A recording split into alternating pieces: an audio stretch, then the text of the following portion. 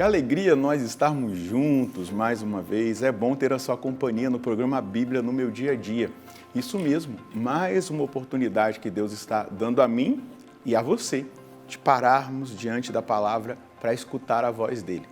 Quando a gente fala com Deus em oração, a oração é a atitude de falar com Deus. A palavra meditada é a atitude de escuta, porque é Deus que fala por meio da palavra. Por isso, precisamos abrir o coração e deixar com que a palavra nos transforme, nos conduza, para que aquilo que Deus tem para nós possa se cumprir, se estabelecer e nós, nesse caminho, amadureçamos na fé.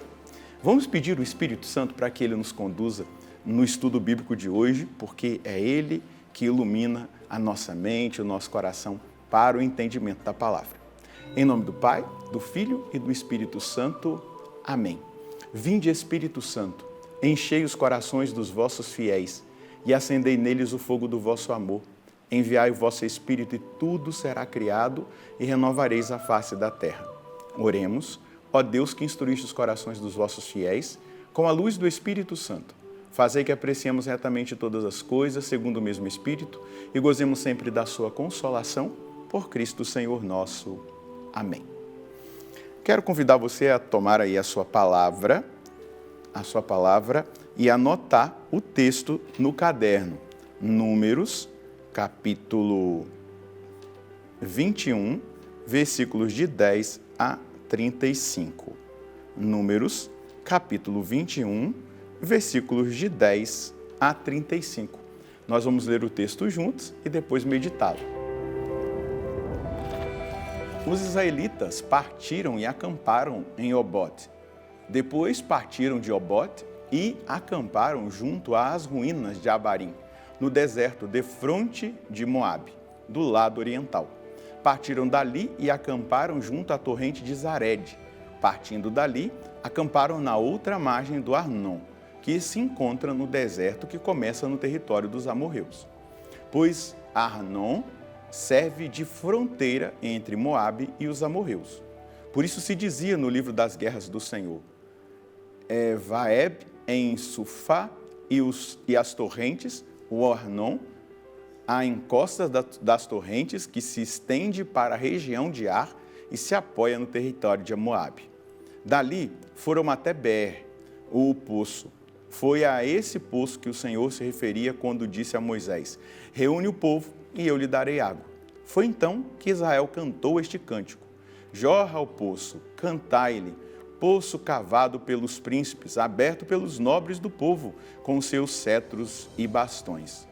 Do deserto foram para Matana, Graciosa, e de Matana para Nailéu, rio de Deus, de Nailéu para Bamote, alturas, de Bamote para o vale no campo de Moabe, junto ao promontório do monte Fasga, a espreita que olha sobre o deserto.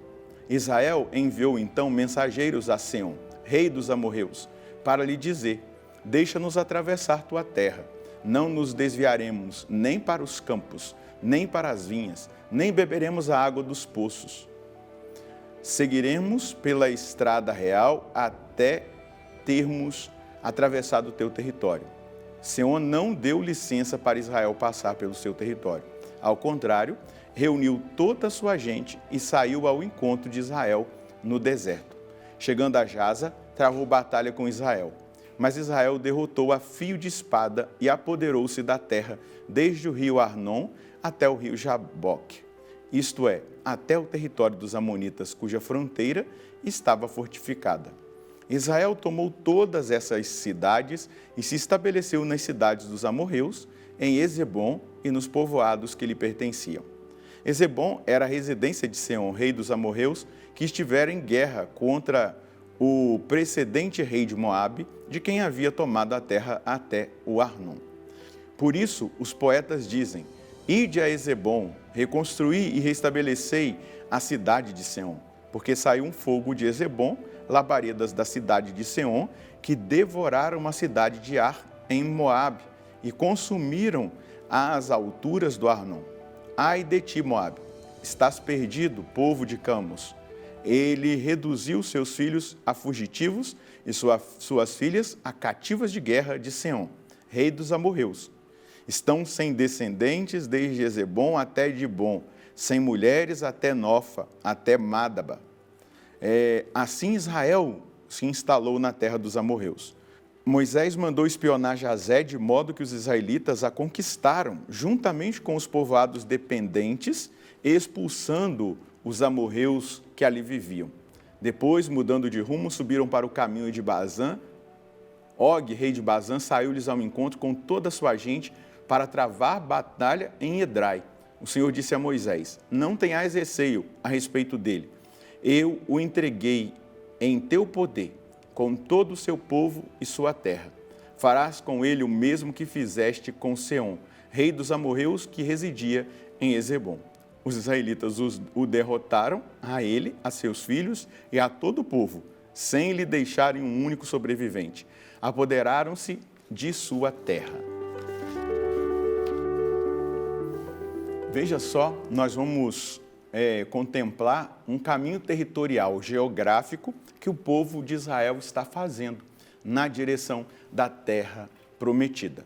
Não entraram, essa geração não vai entrar, é a geração posterior a essa que vai entrar, mas Deus já está demonstrando para esse povo que caminha com eles porque eles escolheram caminhar com Deus. E se a gente for olhar para a realidade da nossa caminhada de fé, se a gente fosse olhar toda essa caminhada geográfica, momentos que eles passaram, desertos, momentos em que eles encontraram poços para beber água, momentos em que eles tiveram que enfrentar batalhas. É dessa maneira que é o caminho que nós fazemos espiritual. Aqui eles estão indo na direção da Terra Prometida. E nós também. Não da Terra Prometida no sentido ali daquela região da Terra Santa, mas do céu. E o caminho, ele é desafiador, como esse caminho que Moisés está fazendo com o povo. Nós fazemos um caminho espiritual, nós fazemos um caminho de fé, nós fazemos um caminho de amadurecimento, de crescimento na nossa busca pelas virtudes, um caminho de santidade. Para quê? Para que Deus possa ser supremo na nossa vida, para que Deus tenha toda a autoridade na nossa vida. E a gente vai percebendo que é um caminho. O caminho, ele se faz caminhando. Eu não posso parar.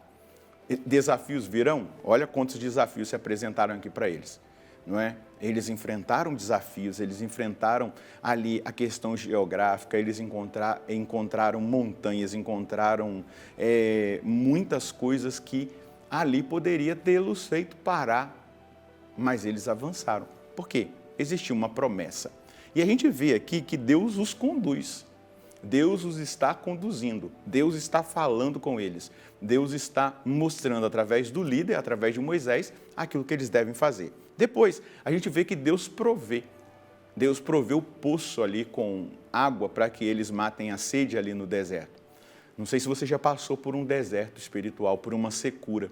Em determinado momento, no meio daquela secura, a gente encontra um poço, né? Encontra uma consolação. Não é importante que nós tenhamos consolações, sentimentos, não é isso, mas a gente encontra aquele momento de consolação, aquele momento de oásis. Deus dá a oportunidade de nós vivermos aquele momento para seguir o nosso caminho, para avançar na nossa caminhada, na direção do céu. E a gente também percebe que o Deus que promete, ele cumpre. E aqui a gente vai ver que é Deus que luta com eles e por eles as batalhas. Eles vão vencendo Og, eles vão vencendo, né, os reis que aqui vão se apresentando nessa caminhada, até que eles chegam mais perto ainda da Terra Prometida, já começam a visualizar aquela que é a promessa e a vontade de Deus. Importante, batalhas nós vamos enfrentar, batalhas espirituais, batalhas contra pecados dominantes, batalhas para vencer os defeitos do nosso temperamento, situações do nosso caráter, mas é preciso entender que Deus promete, Deus cumpre aquilo que Ele promete. e colocar Deus na minha batalha, no meu combate espiritual. E como eu coloco Deus? Na oração, sendo claro diante do combate, fugindo das ocasiões de pecado, permanecendo em estado de graça, fazendo orações muito pontuais diante daquele que é o combate e dizendo: Deus, assuma o meu combate, assuma a minha luta, assuma a minha guerra, a vitória é certa. Qual é a mensagem que nós podemos colher hoje? O caminho que fazemos nesta terra, na direção da eternidade, é exigente e precisa ser feito na presença do Senhor. Ele quer nos conduzir, prover tudo o que necessitamos e lutar conosco as nossas batalhas espirituais. A nós cabe cabe confiança, abandono e determinação para a conquista do céu. Vale enfrentar todas as exigências na total confiança que Deus promete e cumpre as suas promessas. O que isso quer dizer?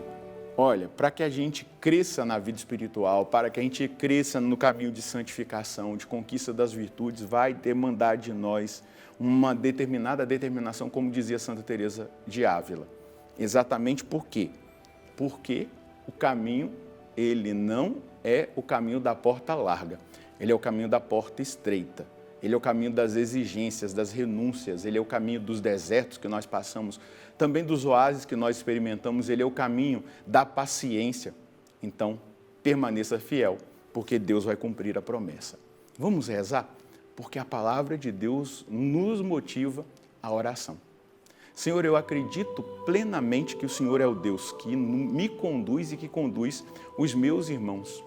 O Senhor é o Deus fiel, que está conosco, que caminha conosco.